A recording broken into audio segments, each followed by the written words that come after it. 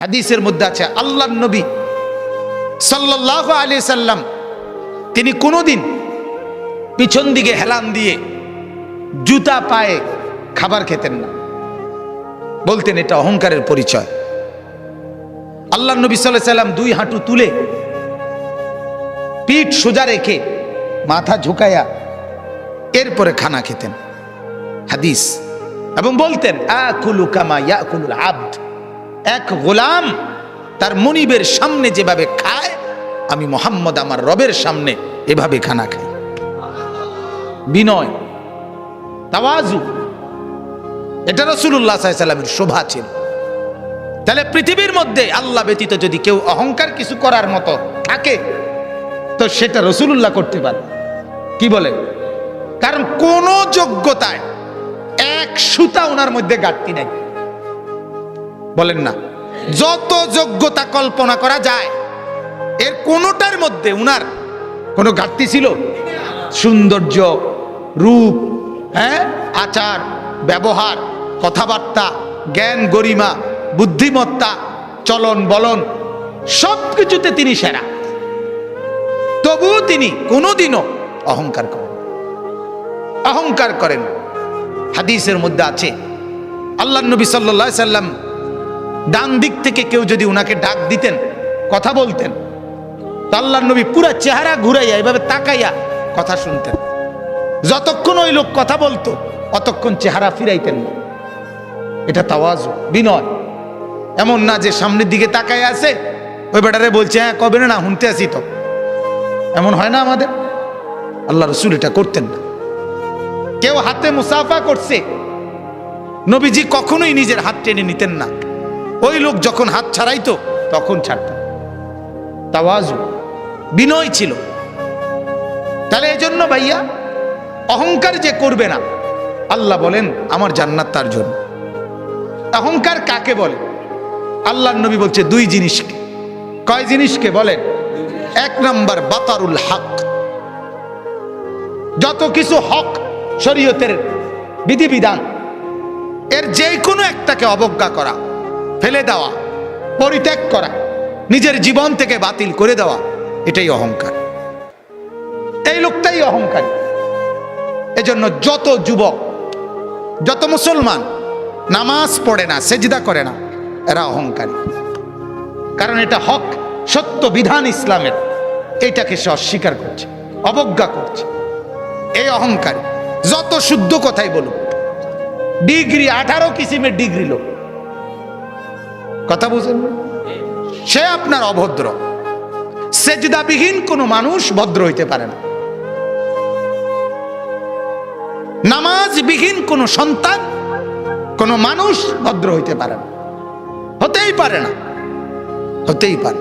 আল্লাহ ইবলিসের পরিচয় বলছে কোরআনে। আল্লাহ বলছে ইবলিসকে জানো? ইবলিস সে যে সেজদাকারীদের অন্তর্ভুক্ত ছিল না।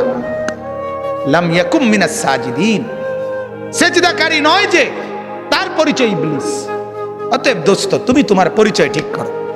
তুমি মানুষ কিনা না ইবলিস, সেজদার ভিত্তিতে প্রমাণ হন, সেজদার ভিত্তিতে প্রমাণ হন। ফারকু মা বাইনানা ওয়া বাইনাল কুফরি আস-সালাহ। আল্লাহর নবী বলেন আমি আর আমরা, ঈমানদার আর বেঈমান, পার্থক্য নামাজ। কি? নামাজ, সালাত, নামাজ। আমি প্রায় বলি আগা কাটা না। আগা কাটলে মুসলমান, আগা না কাটলে মুসলমান না। না, আগা কাটার ভিত্তিতে কি না মুসলমানের হিসাব কিতাব। ওইটা একটা সুন্নত আমল, এটা একটা জরুরি আমল। কিন্তু মুসলমান আর বেঈমানের পার্থক্য সেজদা। কি বলেন না? সেজদা, সেজদা, নামাজ। প্রত্যেকটা বিধান।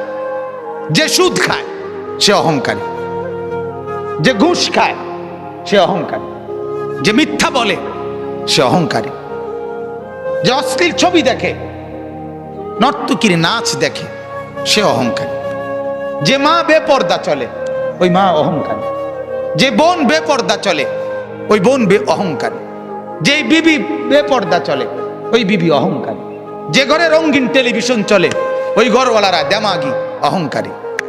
আর আল্লাহকে পরোয়া করেন। আর আল্লাহকে মূল্যায়ন করে না। আর আল্লাহ বলেন আমার সাথে যে অহংকার দেখায় কাসামতুহু, আমি তারে এমন ভাবে ধরি এক আষাঢ়ে আমি সোজা করি। আল্লাহ বলেন আমারে চেনো নাই, তো বোঝোই নাই আমাকে। ওয়ামা কাদারুল্লাহ হাক্কা কদর। আল্লাহ বলে আরে মানুষ তোমরা আমারে চিনো না, আন্দাজ করো না, আন্দাজ করবা। আমি রহম করছি, আমার নাম যেমন রহমান, আমারই নাম কাহার। আমার নাম যেমন রাহিম, আমারই নাম জব্বার। মনে রাখ, আমার দোনো নামের অর্থ শুনে নাও। আমার রহমান নামের অর্থ কি এটাও জেনে নাও, আমার জব্বার নামের অর্থ কি এটাও জেনে নাও। আমার রাহিম নামের অর্থ শোনো, আমার কাহার নামের অর্থ শোনো, তাইলে আন্দাজ করবা। আর আমি ভাগ করে রাখছি কখন আমি রহমতের আচরণ করব, কখন আমি কাহারের আচরণ করব, এটাও আমি ভাগ করে রাখছি। দুনিয়ায় আমি রহমতের আচরণ করি, তোমারে দুগা ভাত খাওয়াই, তোমার এত চুরি ডাকাতি, এত মিথ্যা, এত চুরি, এত মোবাইল, এত অশ্লীলতা, এত গান বাদ্য, এত নাচ গানের পরেও ছেলেপেলেরা মনে করে কই মাতে তো না কেউ। বুঝেন নাই কথাটা? আল্লাহ কিচ্ছু তো কই কই এর মলে কি থাপড় দিল নইলে, দুই একটা আচার দিল নইলে, কিচ্ছু তো কয় না। আমি তো আমার নাফরমানির উপরে তো আমি বহাল তো বিয়েতেই কি আছি। আল্লাহ বলে আহারে আমার একটু দয়া দেখে তুমি ভুল করছো না, আমার একটু দয়া, এ তোমারে দুগা বাট্টাত খাওয়াই দেখে তুমি মাতো না, মনে করছো আমি আর কিচ্ছু কইতাম না। হ্যাঁ, তোমারে যে পরিমাণ ভাত খাওয়াই, আমার বাঘ বাল্লুক রে আমি এত বেশি খাওয়াই, ঠিক না বলে? আমার হাতিকে, আমার তিমিকে আমি এর চাইতে বেশি খাওয়াই। অতএব এটারে তুমি কিছু মনে করো না, আমার শাস্তি বড় সাংঘাতিক। আন্না আযাবি হুয়াল আযাবুল আলীম। আল্লাহ বলেন আমার আযাব বড় ভয়ঙ্কর আযাব।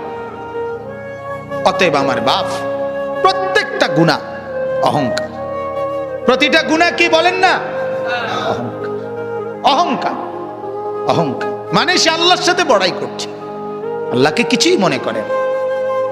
ছেলেরা এই বাপ একজনও যদি হয়, একজনও যদি শুনে থাকো, তোমার কাছেই বলছি, আল্লাহর কথার একটা নিয়ম মনে রাখবেন, সবাই একরকম হয়ে যায় না, একজন আরেকজন থেকে আলাদা হয়ে যান। অর্থাৎ সবাই একত্রে একসাথে গুনার উপরে জমে যায় না। গুনার পরিবেশ থেকে আপনি একজন হলে একজনই আলাদা হয়ে যান, আপনি তার জন্য আর ফিকির করেন না। যখন দেখবেন নাফরমানি ছাড়ছে না, আপনি নিজেকে বাঁচায় ফেলেন। হাদিসের মধ্যে আছে, হযরত হুযায়ফা রাদিয়াল্লাহু তাআলা আনহু বলছেন, ইয়া রাসূলুল্লাহ, যদি আমি কখনো এমন দেখি যে আমার সমাজের প্রত্যেকেই গুনাহ আর নাফরমানির মধ্যে মজবুত হয়ে গেছে, আমি কি তখন তাদের সাথে মিশে যাব? আল্লাহর নবী বলছেন না, প্রয়োজনে গাছের গোড়ালি, গাছের শেকড় কামড়াইয়া ধইরা হইল, একলা হইল, নিজেকে বাঁচাইবে। বুঝছেন? আমরা দিবানিশি বলে যাচ্ছি, এর ভিতরে দিয়া গোটা পৃথিবী আমল না করুক, তো নিজের ব্যাপারে সিদ্ধান্ত নিয়ে রাখছি আমি নামাজ পড়বই। আমার শায়েখ আল্লামা মুফতি মুশতাকুন নবী সাহেব বলে এই কথা, যে জিকিরের কথা আমি দিন রাত বলে যাচ্ছি, আর বলার দ্বারা যে পড়ছে তো পড়ছে, কিন্তু কেউ যদি না পড়ে, আমি মুশতাকুন নবী সিদ্ধান্ত নিয়ে রাখছি আমি জিকির করবই।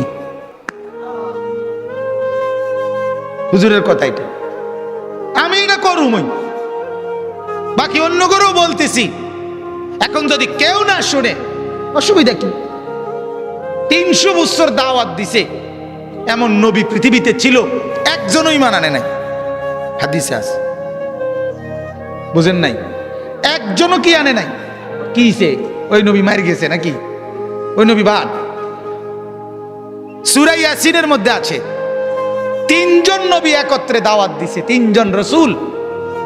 ফাআযাযনা বিসালিতিন, তৃতীয় জনকে দেওয়ার পরে 3জন রাসূল, 3জন রাসূলের দাওয়াতে ঈমান আনছে শুধু একজন।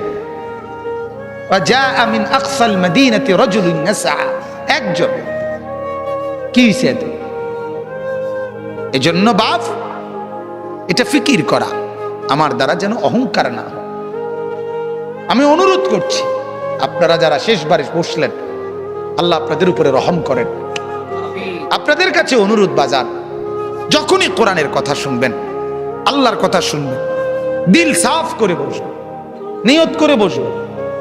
6 ঘন্টা না শুনলেন, না শুনলেন, 1 ঘন্টাই যখন শুনবেন, একদম ফারেক হইয়া, কোন দোস্ত বন্ধু লগে না লইয়া, একলা চুপচাপ শুনবেন।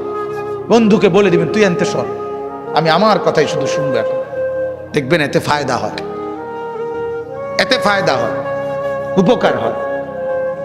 আজকে এজন্য এই গুনার উপরে জমে থাকা, ঠাট্টা মনে করা, ওয়াজটাকে ঠাট্টার বিষয় বানা করে, হাসে, ব্যাটকায়, কিচ্ছা কয়, গল্প করে, তামসা করে, এটার নাম ওয়াজ। মানুষ জমছে না বাজান, না বাজান।